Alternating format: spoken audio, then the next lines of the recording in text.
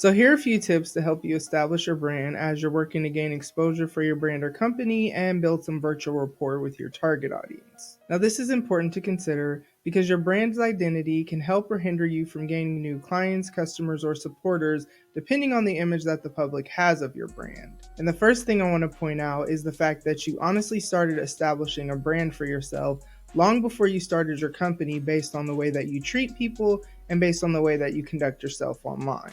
But your brand is technically defined as a marketing or business concept that helps people to identify a company, a product, or an individual. So as you start to establish your brand, one of the first things you need to do is define your target audience.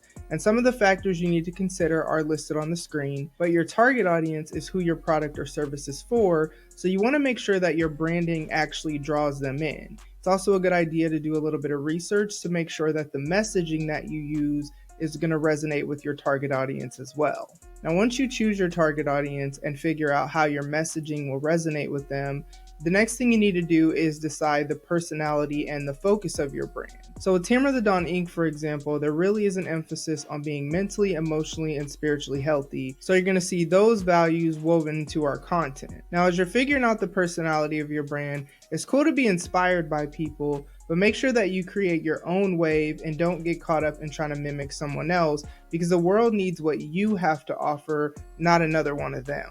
Now, after you set the foundation for how you want people to experience your brand, you need to choose a name and a tagline or slogan. And the name and the slogan should reiterate the experience that you want people to have. And your tagline or slogan should be a catchy phrase that sums up your brand's business concept.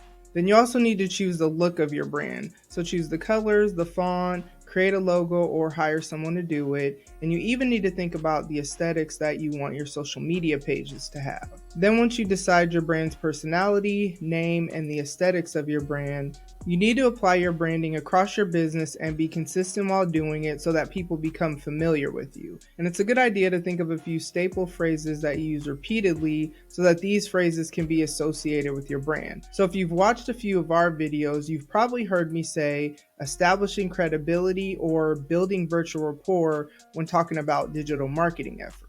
Last but not least, stay on brand in your messaging and promotional materials, because as you're establishing your brand, the public is getting to know you, so you want to make sure that you don't send mixed messages. So those are my tips for y'all this week. Make sure you like, follow, or subscribe for more. I hope you have a great rest of your day, and I'll talk to you soon.